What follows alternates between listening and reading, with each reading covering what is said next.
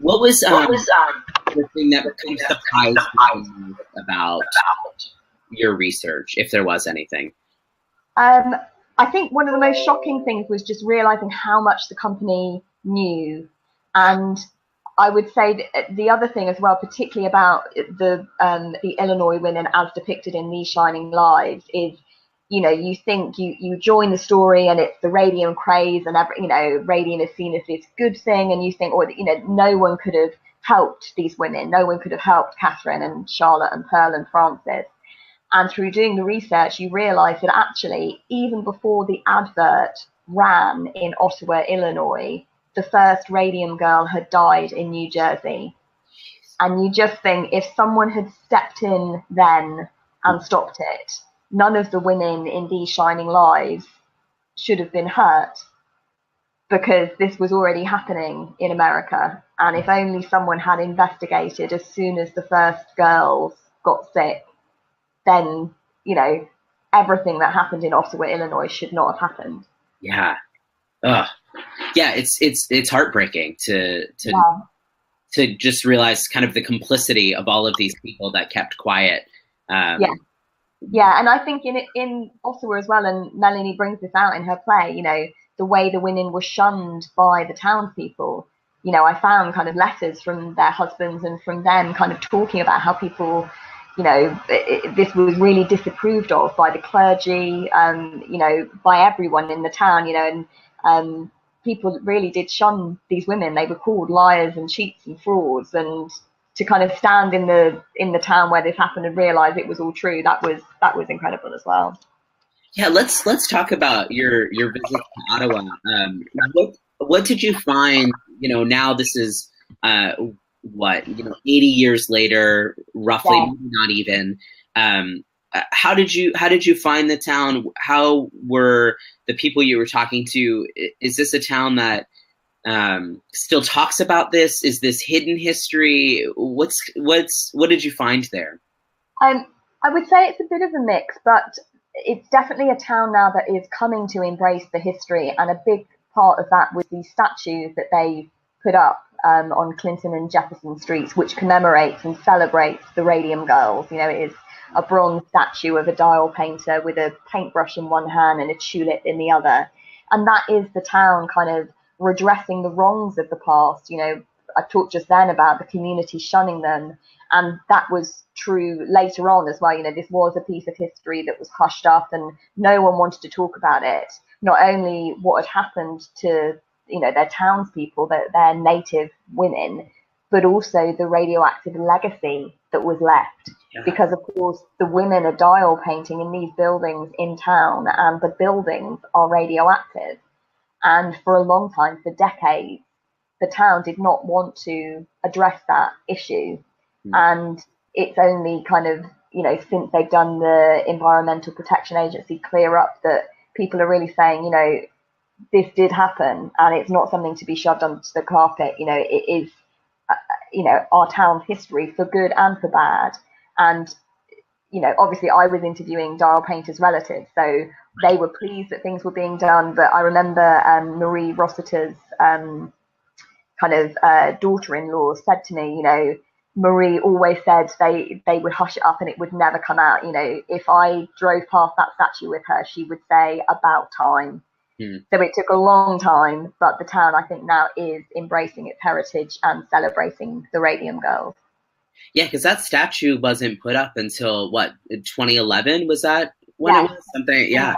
Yeah, so no, it's not been there long at all. Yeah. And you, I read an article that you went and did a reading in Ottawa, right? Yeah, it was very emotional. Oh my goodness, it was incredible. I mean, as you know, because I know you've been to Ottawa as well, to kind of, you know, follow the story of these women, you know, literally on the streets where they walked, and that's what I did as I was researching the book. So it was an incredibly like spine-tingling thing to do when I was researching the book, but to return with the book, you know, published in the UK, published in America, and to stand before an audience of dial painters' families and talk to them, you know, to read from the book, to do a presentation about the book and the research and so on. It was incredibly emotional. And the other thing to say is, because the town is so small and, things are still there, where I was speaking was the Reddick Mansion, which is literally across the road from where the Radium Dial studio was, and also just across the road from where Catherine Donahue's church was. And so that was just so powerful to be speaking about these amazing women on the spot, literally where they worshipped, where they walked, where they worked. Yeah. And to be telling the story, it was very moving for me. Yeah, I was shocked by how small the town was when we went. Yeah. And, yeah. and I mean, you could stand in one corner and see like all of the places. And I had imagined as I'm reading, I was like, oh, well, it was, blocks away, but it was all right there. Yeah, I think when I timed it, it took me 7 minutes to walk from Catherine's house to where Radium Dial was. So, and also it was nice because I looked up the women's addresses. So, to know how close they lived to each other, that was quite striking as well. They were pretty much all in walking distance. So. And what has been the response to the book, both from relatives of the dial painters, but also just more broadly?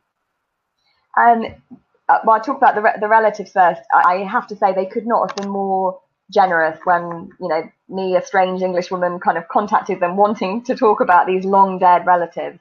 And they've been so generous. And I think, I hope they feel proud of the book as well. They've said lovely things about, how much they like it, that they think it does do justice to their relatives. And for me, I hope they can share in its success. For me, it's not, for me, it was never about me. It's always been about the Radium girls, and the book is dedicated to the dial painters and those who love them. And so I hope those relatives feel that this is their success as well. And this is, if it wasn't for them, I wouldn't have been able to write the book that I wrote, because I wouldn't have known the girls individually so well. I wouldn't have known their personal stories. So they've been incredible, always supportive. They feel like friends. It was lovely to come back when the book came out, and I was touring America, so I got to see lots of them. Charlotte Purcell's granddaughter, I'd only interviewed on the phone.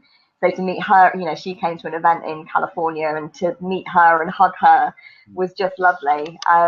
And broadly, in terms of the reaction, it has been beyond my wildest dreams. It's been incredible, to come to America, to tour America, to have the opportunity night after night to talk to, audiences about these incredible women is just such a privilege to be able to do that. And what I think for me was, again, a really moving thing is I was in Newark in New Jersey, so the site of the other dial painters, so not the Illinois women from These Shining Lives, but the New Jersey girls.